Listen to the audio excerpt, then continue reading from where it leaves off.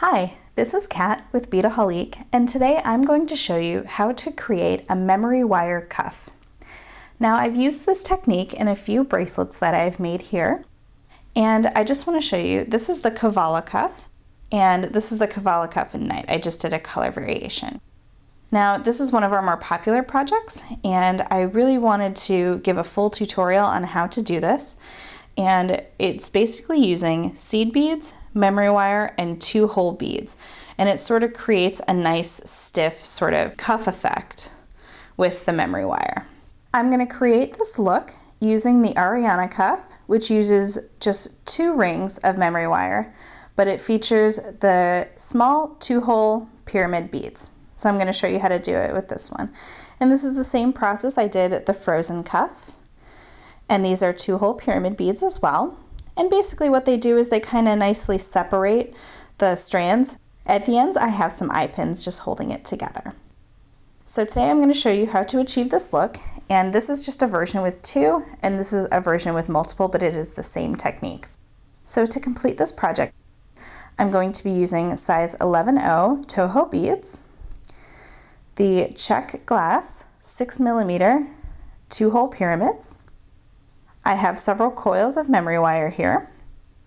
I have special memory wire cutters, and I have a round nose plier. So let's get started. So I have here my 11-0 Tohos, and before I start to string anything onto my memory wire, you're going to want to cut loops.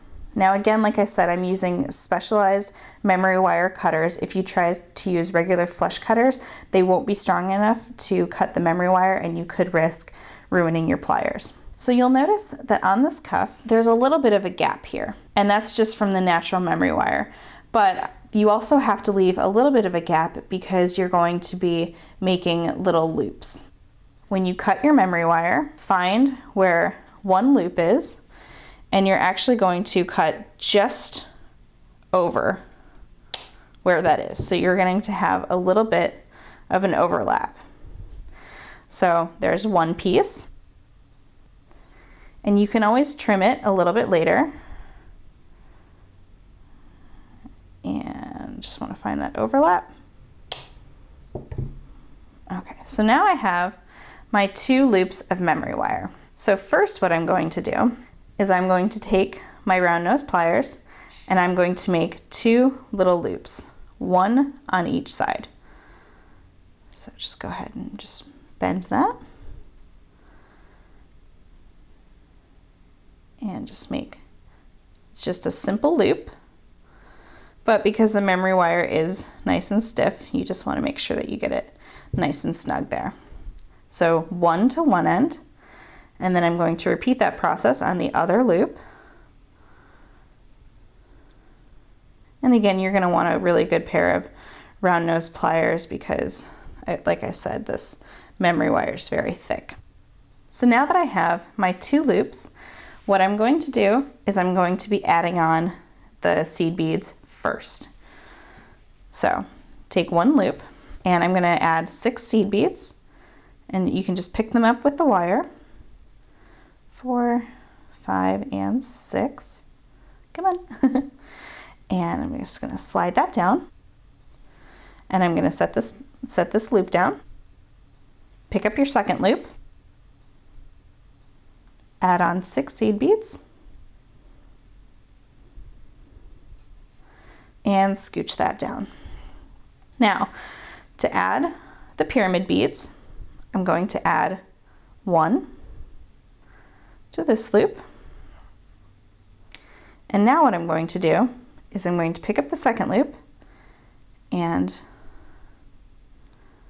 make sure you're going through the right way. And I'm going to add it to this loop. So now my loops are connected.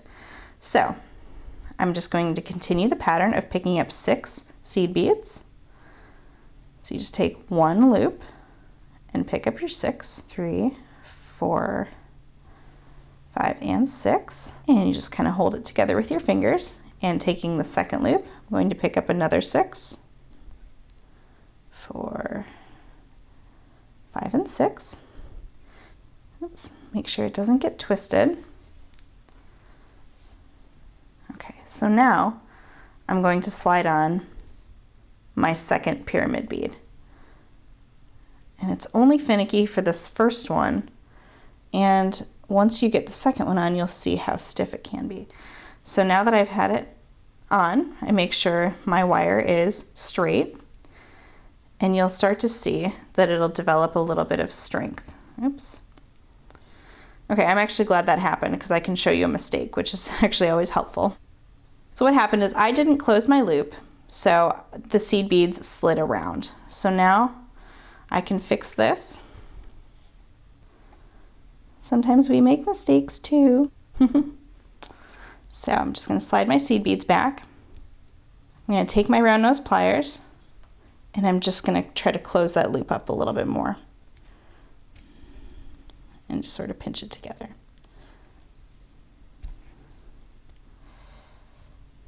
All right, now that should be better. Okay, there we go. See, all fixed. So I'm just going to continue on in this pattern of picking up 6 seed beads and adding 1 pyramid bead. Now if you're doing this with multiple loops, sometimes it is helpful to use a bead stopper so that you don't have to kind of hold it with your fingers the whole time. But with 2, I find that it's not necessary. Helpful, but not necessary. So adding 6 more, sliding that down, adding another pyramid bead, and making sure that you're adding the right memory wire to the right hole so it doesn't get flipped around, and just scooch that down. And you can see how it is developing. So I'm going to continue beading in that same pattern, and I will be back in just a moment to show you how to finish it off. So now that I've come to the end of the beading, I'm just going to show you quickly how to finish it off. So go ahead and use your pliers and just make sure that you've pulled your memory wire all the way through and that your beading is nice and tight. So what I'm going to do now is, I notice they're a little uneven, so I'm just going to take my memory wire clippers and try to even them up a little bit. Okay. So now taking your round nose pliers, go ahead and bend in just as we did on the other side. And bend in your loop and just give it a nice little pinch. And then go ahead and repeat that on the other side.